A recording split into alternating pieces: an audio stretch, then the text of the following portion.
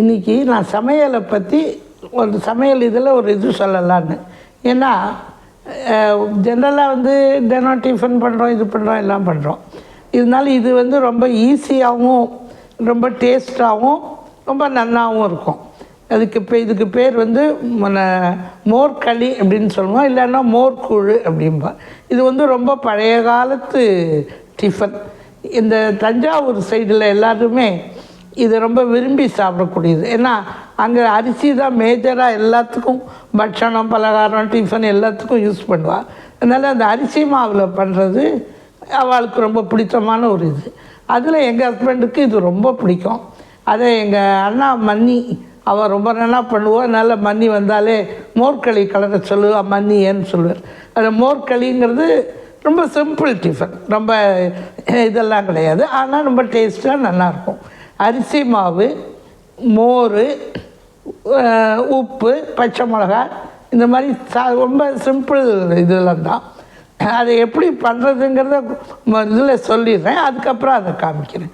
அதாவது வந்து மோரை நல்லா சிலிப்பி வச்சுக்கணும், தண்ணியை விட்டு தயிரை சிலிப்பி வச்சுன்னுட்டு, 1 கப்பு அரிசி மாவுனா 3 கப்பு மோர், வெறும் மோராக தான் இருக்கணும். அது ரொம்ப தண்ணியாகவும் இருக்கக்கூடாது, ரொம்ப கெட்டியாகவும் இருக்கக்கூடாது. மோர் நார்மலாக இருக்கணும்.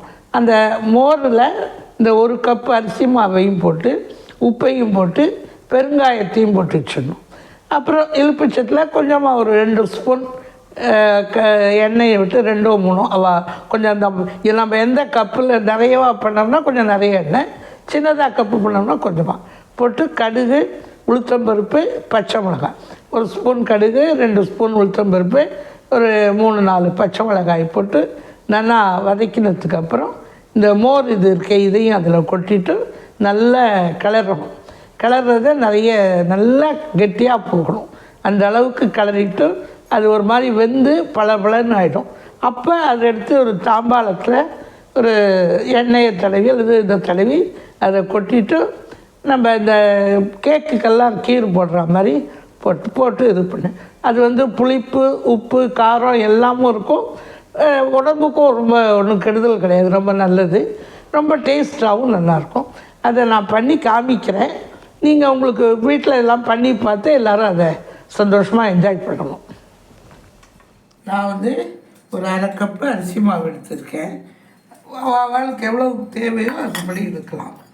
இதில் வந்து மோர் வந்து 3க்கு மேலே கூட விடலாம், ஒன்றும் இல்லாது.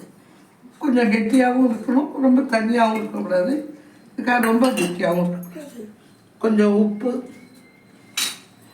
பெருங்காயம். உப்பு கலக்கும் போது போடணுமா, நான் சமைக்க போட்டுடணும். ஒரு 1/2 ஸ்பூன் உப்பு. ஆனால் இப்போ கம்மியாக போச்சுன்னா அப்புறம் ஆட் பண்ணலாமா? கம்மியாகாது, கரெக்டாக இருக்கும். பெருங்காயம், அது பெருங்காயம் கூட.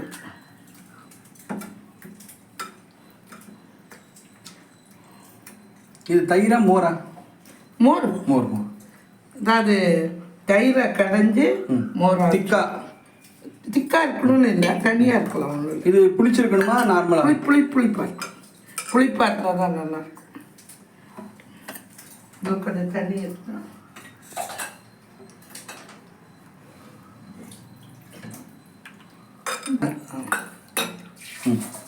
இதை வந்து தோசை மாவு பதத்துக்கு பண்ணிக்கணும். பண்ணினோம்னா தான் அது இதுவாக சோதிமா.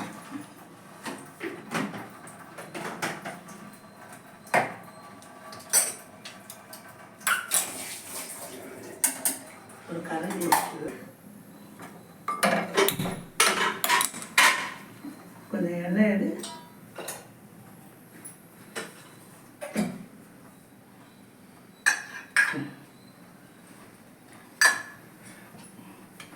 இதுக்கு ரொம்ப எண்ணெய் வேணுங்கிறது இல்லை, கொஞ்சமாக எண்ணெய் விட்டுட்டோம்னா போதும். ஒரு 2 ஸ்பூன் எண்ணெய்.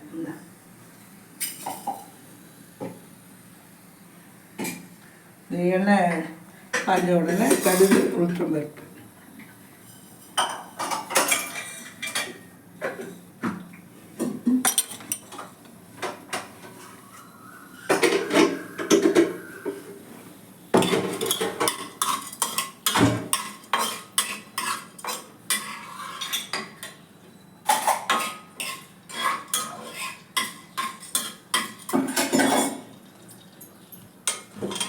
கடலைப்பருப்புலாம் போடலாமா?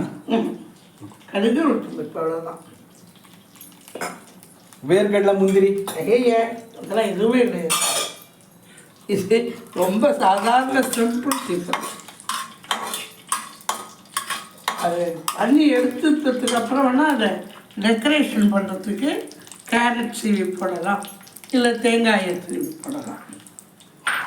அது டெக்கரேஷனுக்காக.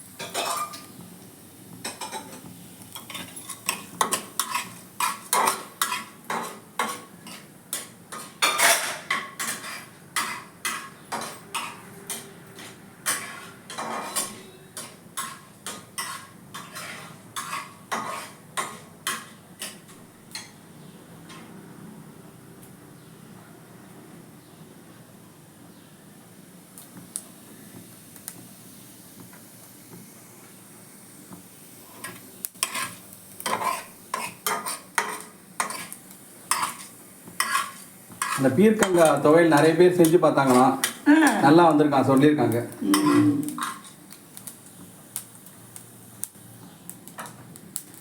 இப்போ கடுகு வெடிச்சுடுத்து அதுக்கப்புறம் பச்சை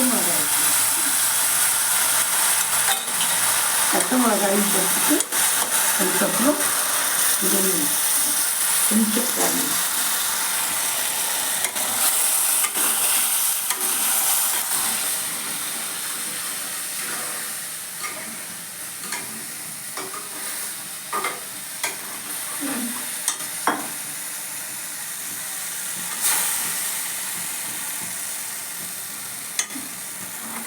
கருவேப்பிலை, கொத்தமல்லி.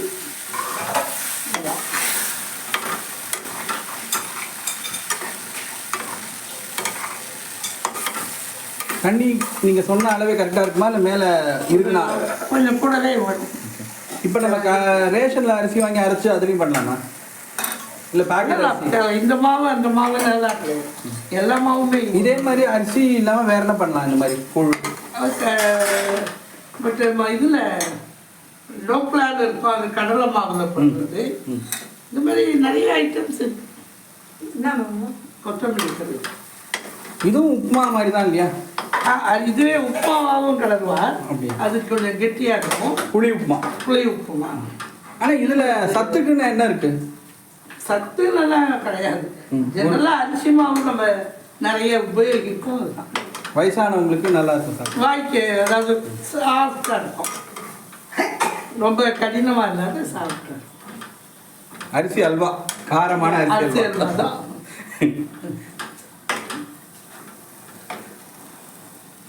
கருவேப்பிலை கொத்தமல்லி. அது அலம்பிட்டியா? அலம்பிட்டியா? நம்ம இந்த கொத்தமல்லியை கருவேப்பிலையை மேலே தூவிடலாம்னா டேஸ்ட்டுக்கு நல்லா இருக்கும். அப்போ ஆயில் முதல்ல விடுறது மட்டும் தானே நமக்கு? இப்போ ஆயில் வந்து ரொம்ப இது இழுக்காது, அதனால கொஞ்சமாக விட்டுலாம். இதுக்கு ஸ்பெஷலாக இந்த எண்ணெய்ன்றது ஏதாவது இருக்கா?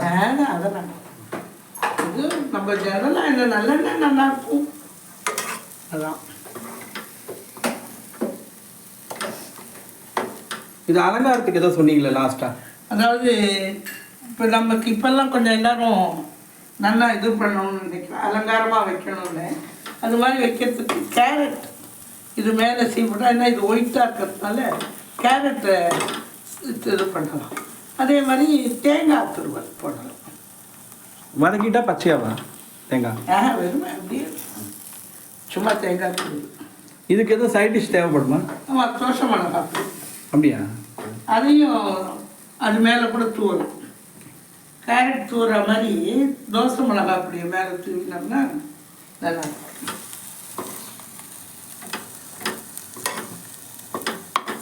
ஆனால் உடனே நல்லா அந்த பதம் வந்துருச்சு. இது கொஞ்சம் ஆறாறு கெட்டியாக. இப்போ அரிசி மாவு தண்ணியை வாங்கிடுது உள்ள. ஆமாம், இது ஆறின உடனே கெட்டியாகிடும்.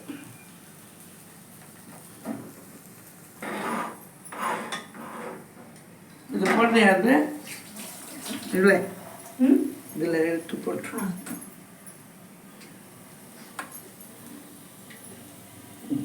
நிறுத்தி நோடு.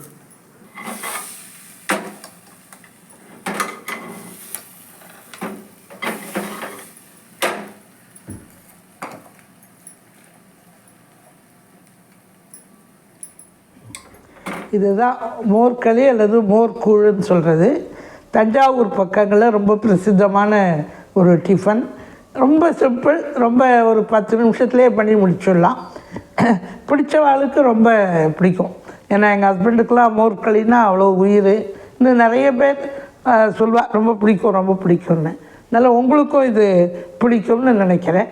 சும்மா ஒரு நாளைக்கு ஒரு சேஞ்ச், இட்லி தோசை அப்படின்னு இல்லாத ஒரு மாற்றுதலை ஒரு இதுக்கு இதை பண்ணி பார்த்து இதை பற்றிய கமெண்ட்ஸ் எல்லாம் கொடுக்கும், சரியாக இருக்கா இதுன்னு.